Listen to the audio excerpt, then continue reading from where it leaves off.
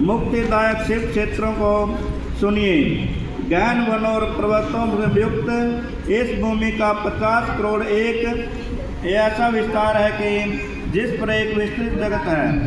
इसके निवासियों के कल्याणार्थ जहाँ तक श्री शंभु भगवान ने कृपा कर अपने क्षेत्रों की कल्पना की है, इसके अतिरिक्त ऋषियों और देवताओं के ग्रहण और परिग्रहण से लोकाश्रय स्वयं ही प्रकट हुए। अनेक ऐसे क्षेत्र हैं जिनमें सर्वदा स्नान, दान, जप आदि करना योग्य है।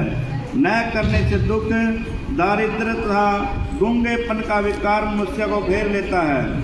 अहो, ऐसे भारतवर्ष में प्राण विसर्जन करने वाला मनुष्य ब्रह्मलोक को प्राप्त कर पुनः मनुष्य योनि को प्राप्त होता है और क्षेत्र में पाप करना वज्र की तरह दृढ़ हो जाता है।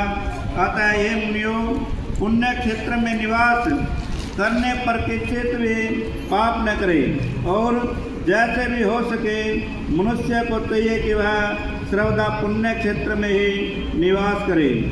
गंगा आदि नदियों के तट पर अनेकों तीर्थों में 60 मुख वाली सरस्वती नदी बड़े पुनीत है। उसके तट पर निवास करने वाला ब्रह्मपद को प्राप्त होता है। हिमालय से निकली संतमुखी गंगा नदी पतित पावन है। उसके तट पर वास करें अथवा काशी आदि अनेक पुण्य क्षेत्रों में जिनमें जाकर बसे, सोनभद्र के तट पर बसे, उसमें स्नान करने से, प्रवाह व्रत करने से गणेश पद प्राप्त होता है। महानदी नर्मदा नदी के तट पर बसे, जो 24 मुख वाली और वैष्णव पद प्राप्त करने वाली है, और 12 मुखों वाली तपस्या नदी, 10 मुख वाली रेवा नदी और महापुण्यदायक गोदावरी नदी के तट पर बसे, जहाँ के बसने से ब्रह्म हत्या तथा गो हत्या का भी पाप नहीं लगता। यह 21 मुख वाली गोदावरी रुद्रलोक को देने वाली है।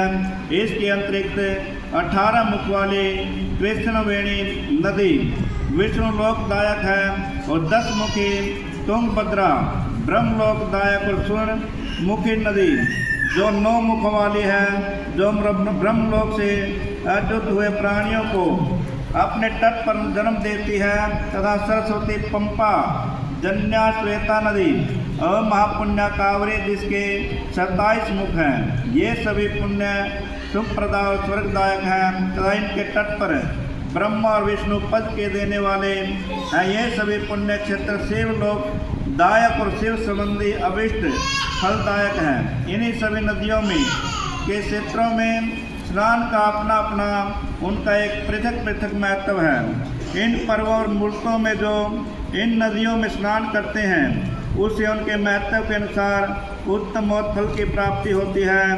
यदि शिष्टाचार, सद्वृत्ति और सद्भावना से बुद्धिमान पुरुष इन नदियों के तट पर निवास करता है, तो उसे अनेकों प्रकार की रिद्धि सिद्धि प्राप्त होती है। किंतु ऐसे पुण्य क्षेत्रों में थोड़ा भी किया हुआ पाप मनुष्य के बड़े से बड़े पुण्य का नाश कर देता है, और जब उसमें समय तक उसके लिए प्रायश्चित करें तब अक्षय होता है, क्योंकि पुण्य ही ऐश्वर्य को देने वाला है। कायिक वाचिक पाप से वहाँ से उसमें शीघ्र ही नष्ट हो जाते हैं, परंतु मानसिक पाप वज्र लेप के समान होता है, जो कल्पांतर तक ही छूटता नहीं है। वह केवल ज्ञान से ही छूटता है। जब ज्ञान तप से शरीर को सुखावे तट और उन्हें उनसे छुटकारा प्राप्त हुए।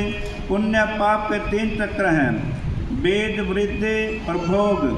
ज्ञान द्वारा इन तीनों को घटाया बढ़ाया जा सकता है, परंतु इस प्रकार के प्रयत्न की आवश्यकता है। ये क्या है? न पाप करेगा, न उनको समन करने का यत्न करेगा। अतएव जगत के निवास जीवन ही उचित है। मनुष्यों को सदा सुख तभी होता है। बोल श्री शंकर भगवान की जय।